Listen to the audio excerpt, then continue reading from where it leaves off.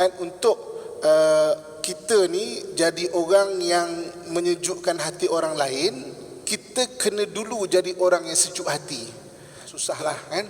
Jadi kalau kita ni nak jadi orang yang baik, hati kita tu sendiri kena sejuk dulu, kena baik dulu. Okey.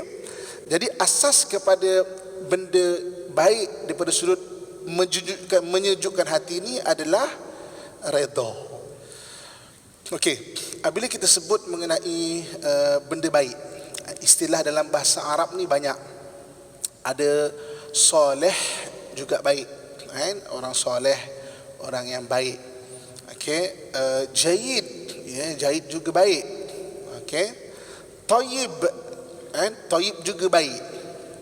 Okey, cumanya istilah-istilah baik ini dia ada perbezaan daripada sudut istilah dia. Bagi tayyib ni adalah istilah untuk baik, okey, daripada sudut yang menenangkan jiwa. Okey, hari ni kita ada anak kita tu baik sebab apa? Ikut cakap dan tolong kita bawa barang, contoh kan, maknanya baik sudut perbuatan dia. Okey, tayyib ni yang tak nampak tapi dia menenangkan jiwa, kan? Menenangkan jiwa. Jadi salah satu nama gelaran Nabi kita Muhammad sallallahu alaihi wasallam iaitu Abu Tayyib, iaitu bapa kepada kebaikan yang dia menyejukkan hati, kan? Tayyib ni menyejukkan hati. Okey, ibu-ibu, kakak, tuan-tuan, muslimin muslimat rahmatullah sekalian. Jadi di antara nabi-nabi kita Muhammad adalah orang yang membawa kepada menyejukkan hati ataupun tayyib, bapa kepada kebaikan daripada sudut yang menyejukkan hati. Dan untuk kita ni jadi orang yang menyejukkan hati orang lain, kita kena dulu jadi orang yang sejuk hati. Betul kan? Bolehkah kita kata saya ni memang suka nak bagi orang semua senang hati, tapi hati kita pun tak senang, kan? Kita tak nak bagi orang marah-marah, tapi hati kita pun sedang marah-marah, kan? Susahlah, kan? Jadi kalau kita ni nak jadi orang yang baik, hati kita tu sendiri kena sejuk dulu, kena baik dulu. Okey. Jadi asas kepada benda baik daripada sudut menyejukkan hati ni adalah redha. Redha ni acceptance, maknanya kita penerimaan. Okey.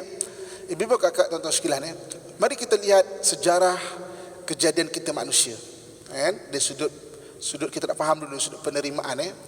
Okey. Ketika kita berada dalam perut ibu kita, semua kita berada dalam perut ibu kita. Walaupun hari ini kita mengandungkan anak kita, kan, ataupun melahirkan anak kita, kita juga pernah berada dalam perut ibu kita. Tak tahulah kalau siapa yang ada di sini yang ada dekat Buluh Betung, saya tak tahulah, kan. Tapi biasanya saya tengok depan ni mana manusia lah, kan. Maknanya daripada perut ibu kita, kan. Okey. Jadi apabila janin tu jadi sebelum ditiupkan roh, kan, ke dalam kita punya jasad kita, janin kita tu dibentangkan seluruh kehidupan kita ni. Itu yang dalam hadis 40 Imam Nawawi disebutkan kepada kita benda-benda rezeki kita, ajal, jodoh dan sebagainya. Okey? Diceritakan semua kehidupan kita ni dipaparkan kepada kita ni. Okey? Tapi kita ingat tak? Siapa ingat? Kan? Siapa ingat? Tak ada, kan? Sebab apa kita tak ingat? Sebab benda ingat ni benda akal. Akal ni baru je. Benda ingat ni benda akal. Akal ni baru je. Kita lahir baru akal ni develop. Kita punya neurocortex kita kan, kita ada neurocortex, maknanya akal kita tu dia develop ketika kita lahir. Sebab tu kita tak ingat, kan? Tapi kita boleh terasa.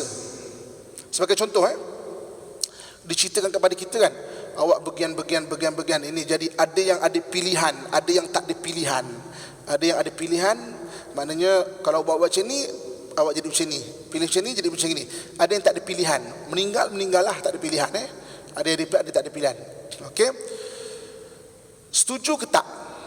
Kalau waktu tu kita kata tak best lah ini macam hidup tak best lah ni macam kan, maka kita tidak akan dilahirkan, ataupun lahir saja meninggal, tak dilahirkan. Tapi kita kata macam best juga hidup ni kan, okeylah saya terimalah. Ketika kita terima, kita dilahirkan dan besar macam ni lah, kan? Maknanya besar macam ni lah ya. Besar di sini maknanya grow, kan? Bukan besar tu bukan, maksudnya membesar lah kan, sampai besar kita macam ni Okey. Kita tak ingat benda yang telah kita dipaparkan. Tapi pernah tak ibu-ibu, kakak, ayah-ayah saya sekalian, kita duduk dalam satu majlis, kita rasa macam macam pernah datang lah tempat ni, padahal pertama kali kita datang. Macam pernah lalui lah benda ni. Saya duduk kat sini, ada bunga kat sini, orang ketawa kat sini, macam pernah lalu lah. Pernah tak kita melalui benda yang demikian, macam macam pernah lalu lah? Pernah tak? Daripada mana berimbasan itu ada? Kerana benda itu pernah dipertontonkan kepada kita, dia pernah dipertontonkan kepada kita. Sebab itu kita macam pernah lah. Dia bukan barang akal. Akal ni baru, kita takkan boleh ingat. Kan?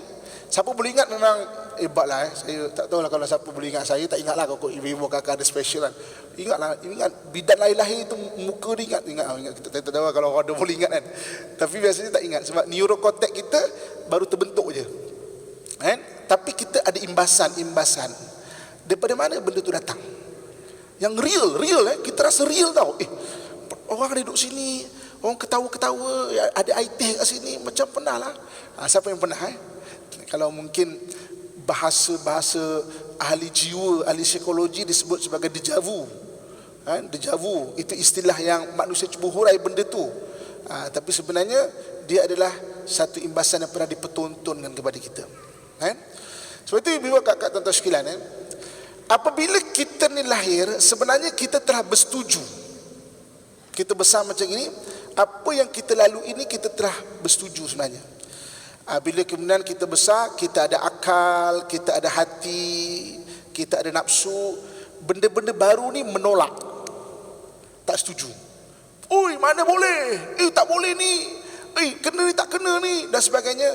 Sebab itu kadang-kadang kita berlawan dengan diri kita sendiri, kan? Roh kita setuju dah, kita tak setuju. Akal tak setuju, hati tak setuju. Hati melawan, dan dia tak menjadi tenang. Bila tak jadi tenang, takkan jadi orang thayyib, orang yang bagus. Sebab kita berlawanan dengan dalam diri kita sendiri. Kita bukan berlawan dengan suami kita, kita bukan berlawan dengan menantu kita, kita bukan berlawan dengan ipar dua kita, mak mertua kita. Kita berlawanan dengan diri kita yang sebenarnya telah menerima perjalanan hidup ini.